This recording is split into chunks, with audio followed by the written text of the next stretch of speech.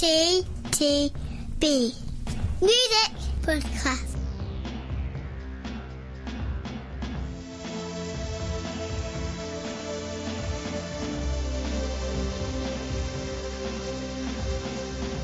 Press the button. Yeah, wasn't that a song by Sugar Babes? Oh, I don't know. No, that was push. That was push the button. Push the button. Oh. Well, you know, close. Yeah, it was close. I thought you could tell what it was though from my humming, couldn't you? I could, yes. Yeah, good.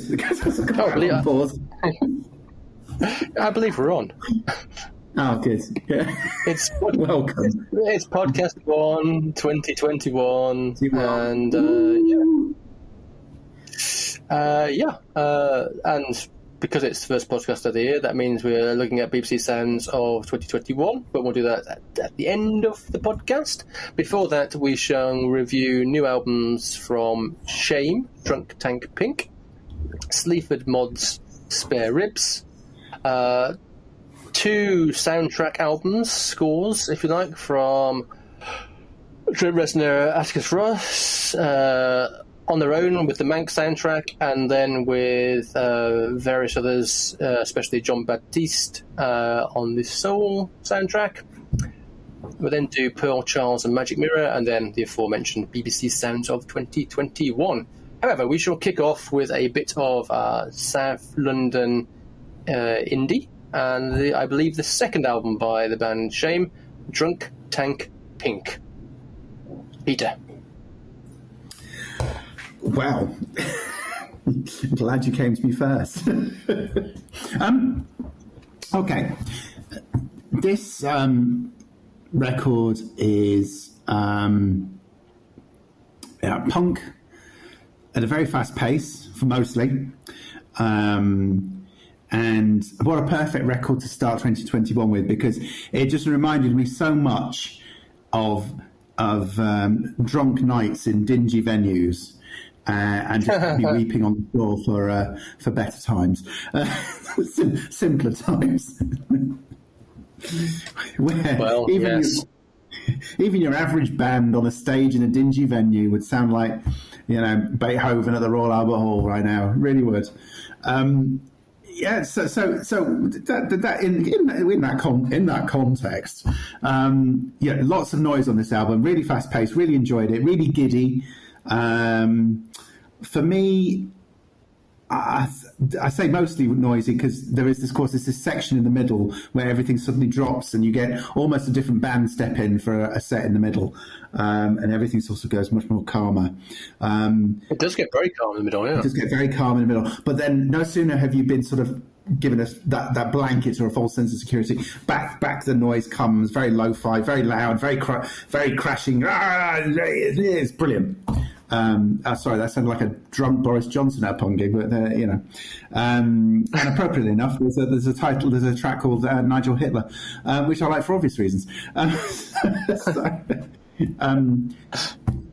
Yeah, I feel like I've just done a lo-fi punk review, a lo-fi punk album. But yeah, I enjoyed this. It's a good record.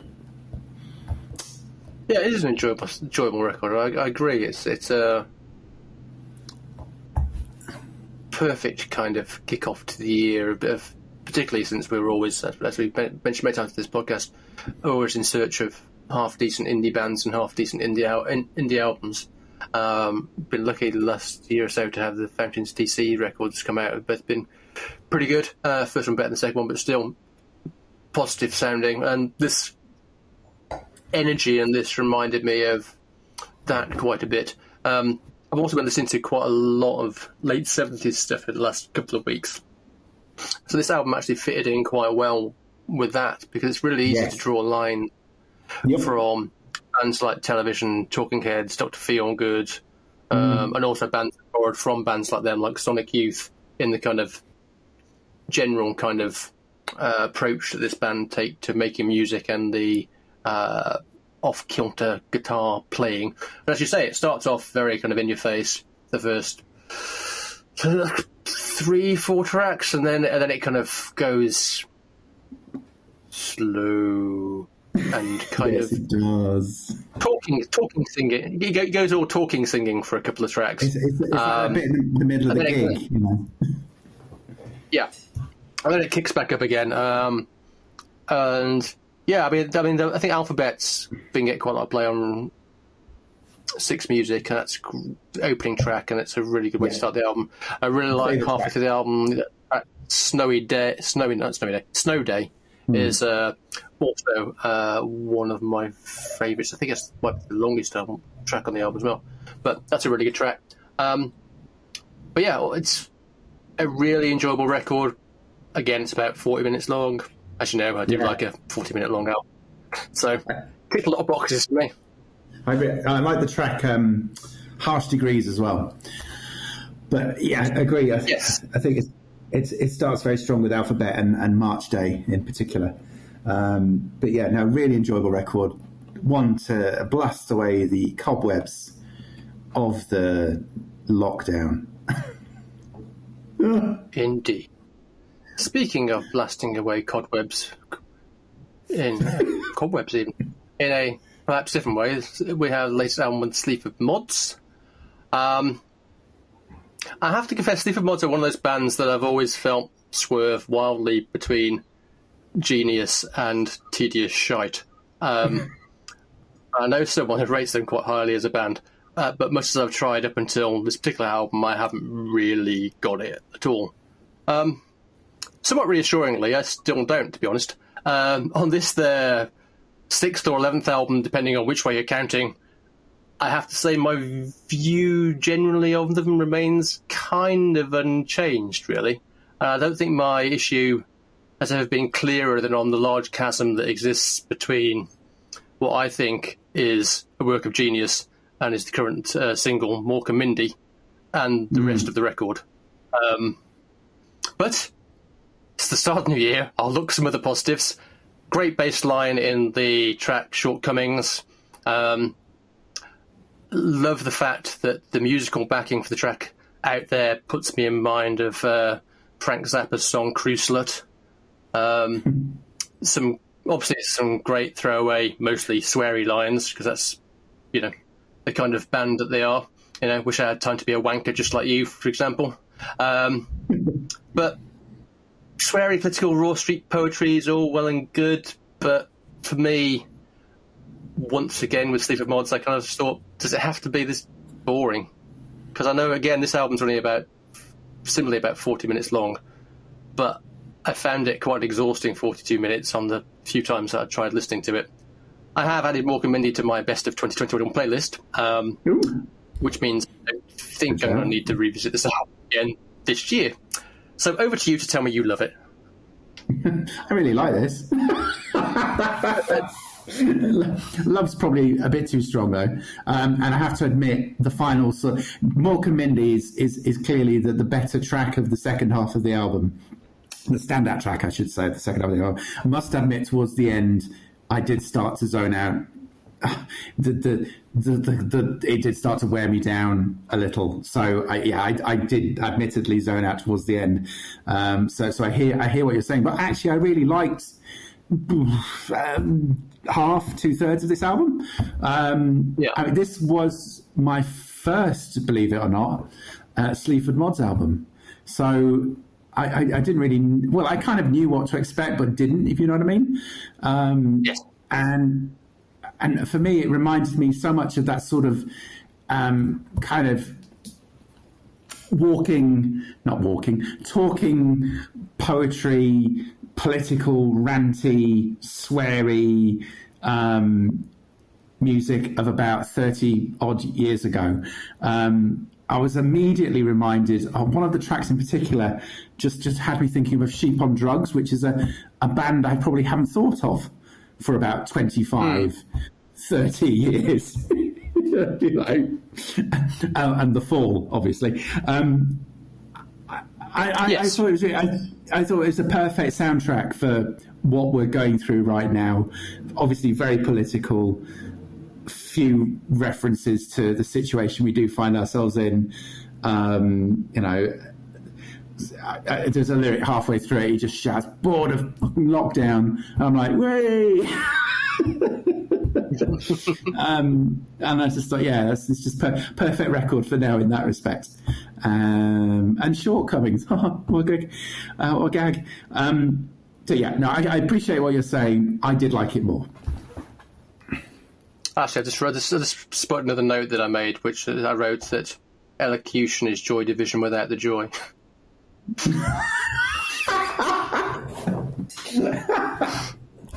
Okay, fair enough.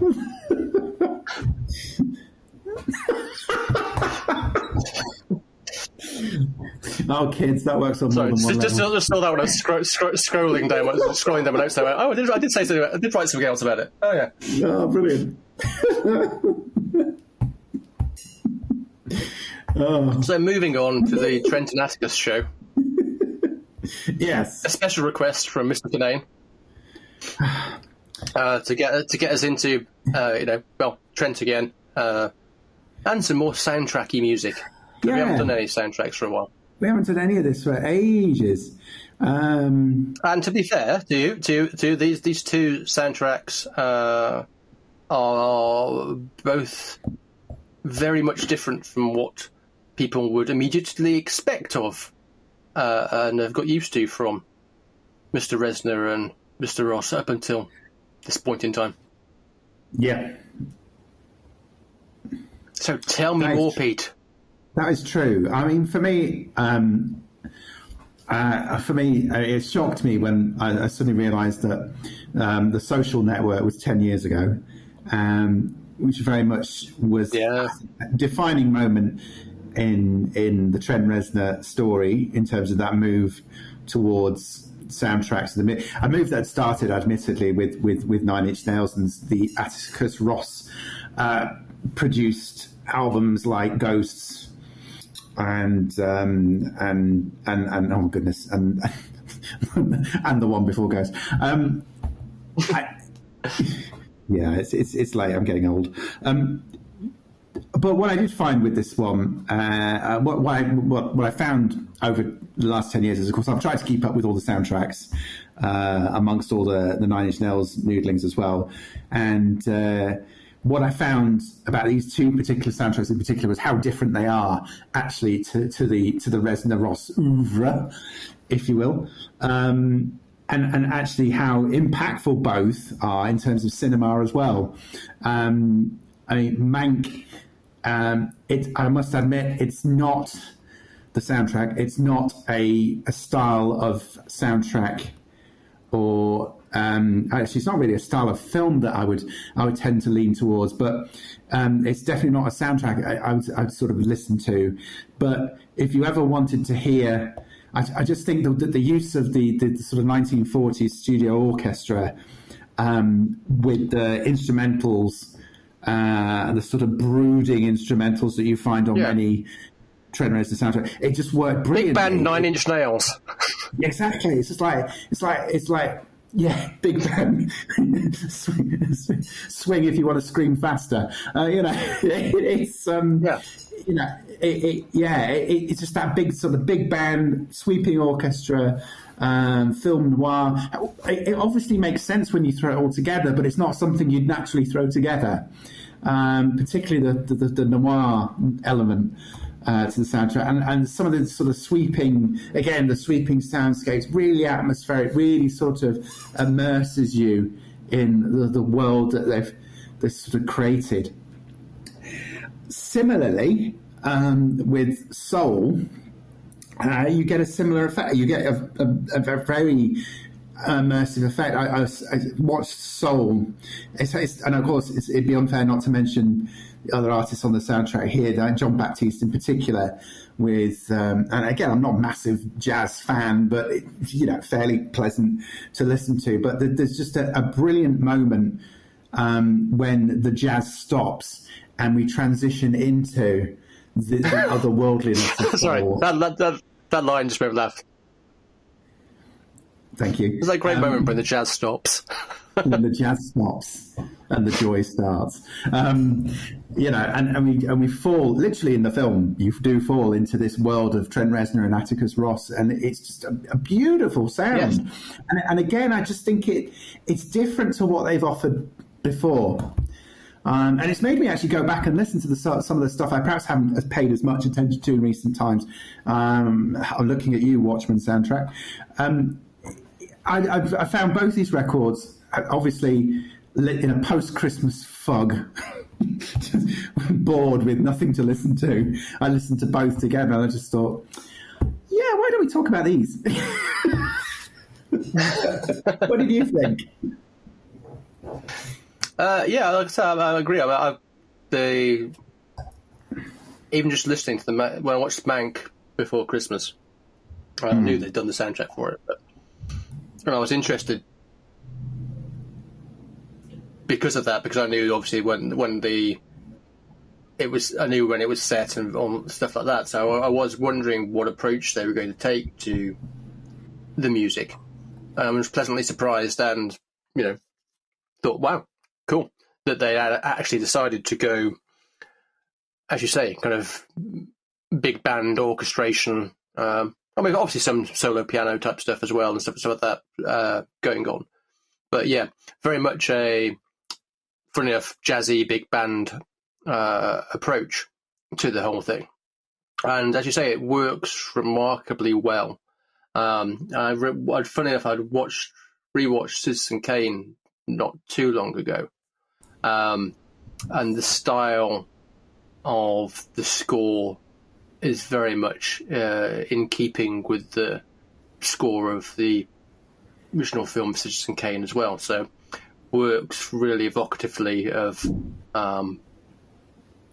matching the two films to a kind of time frame. And with Soul, obviously the jazz part is handled by John Batiste, particularly on that, and very well. But as you say, it's the nice juxtaposition of his work, particularly the very start of the film, and then as it goes into the slightly more normal, if you like, Trent Atticus stuff.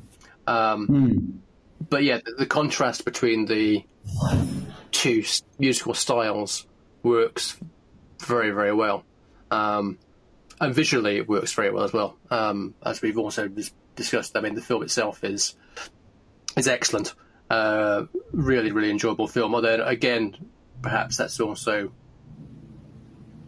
due to being music fans in general that we,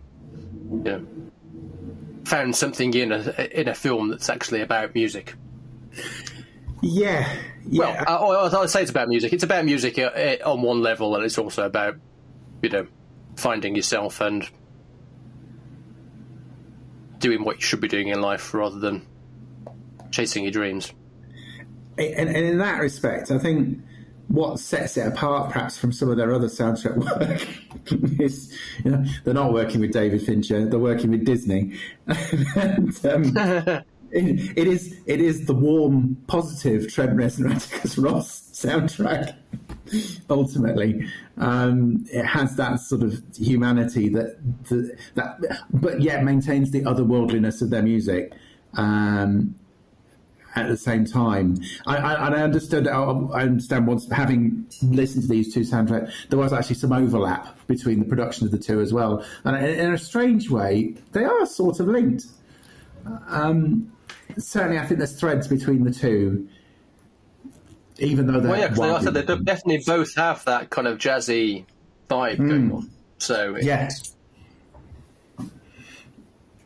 So there we are. It's just that on the Soul album, they're doing less of it themselves.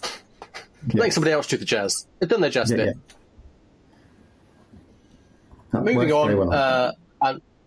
on and away from jazz to a young lady called Pearl Charles and an album called Magic Mirror. We're hitting all the genres today, I tell you.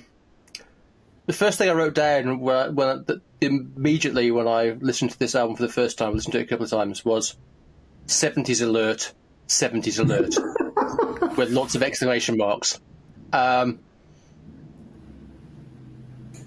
The opening couple of bars of this record, I was just thinking, Jesus, it's ABBA time.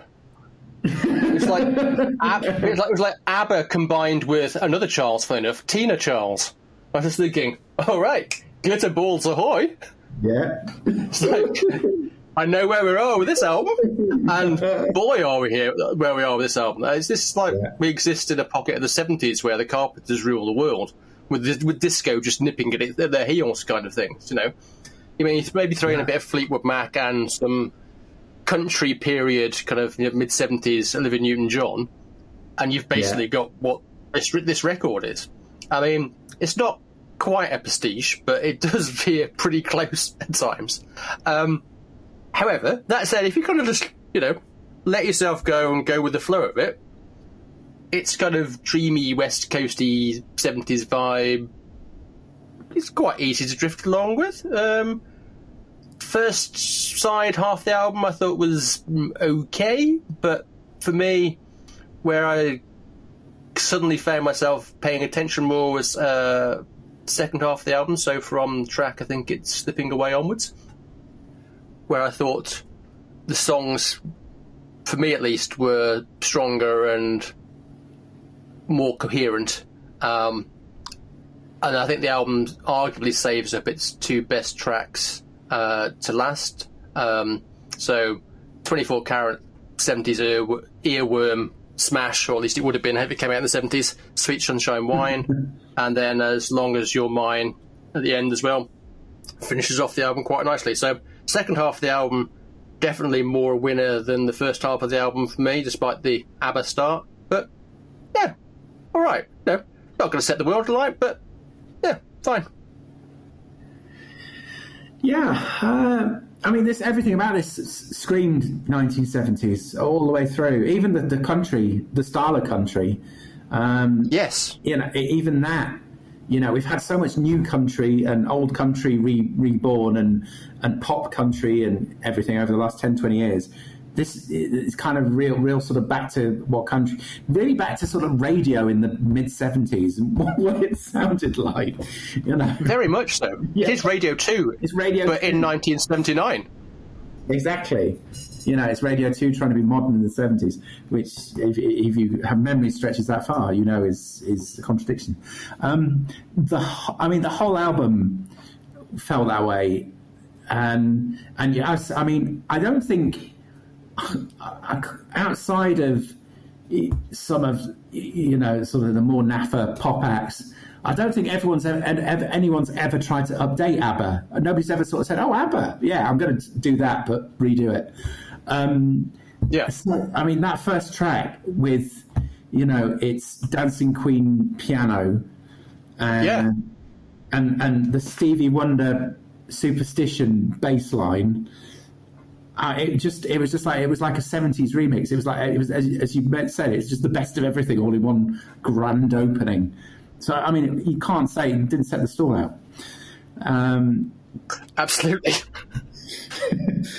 Things calmed down a little after that, because after that sort of glorious opening, it feels like, oh, that was quite a rush. And then, of course, it gets a little bit more solid and country, and it starts to feel more like, what we'd expect. But with the occasional funky cowbell or drum machine sort of adding a bit of funk to the sliding guitars, Slipping Away, What I Need were good tracks for me. But yeah, no, it just slips by. It's nice, sort of not a nostalgic kind of way. And nostalgia I didn't realise I was missing. In Indeed. any sense. It's amazing what lockdown does to you, isn't it? Oh, it's really messing with my head. Oh. So finally, to the new people. No, The new right. people, Pete. The new people. The new people. Yeah, the BBC Sounds of, and the BBC Sounds of top 5 in particular, was your usual thing of, rather than going through each individually, but per se, of just saying who they are and then making general comments. So number 5 was Griff, a young lady. 4 was Green Tea Peng, which is a name that I absolutely love, has to be said. Yeah. Another young lady. Number 3, Berwin, or Berwine, depending, I'm not sure how this gentleman pronounces his name. Number 2 was Holly Humberstone. number 1, and the winner was Pas Salut, I believe is how you say his name. Which I think that's how they said it on Six Music the other day. All right. Oh, no, I only know this because they've been playing the song Energy quite a lot recently. Uh-huh. So, Pete, did any of these rock your boat? I'm going to do my sweeping thoughts on all of them, and then maybe once you've done the same, I'll pick a winner. Obviously, there is a winner, but I'll perhaps pick what I thought was a winner.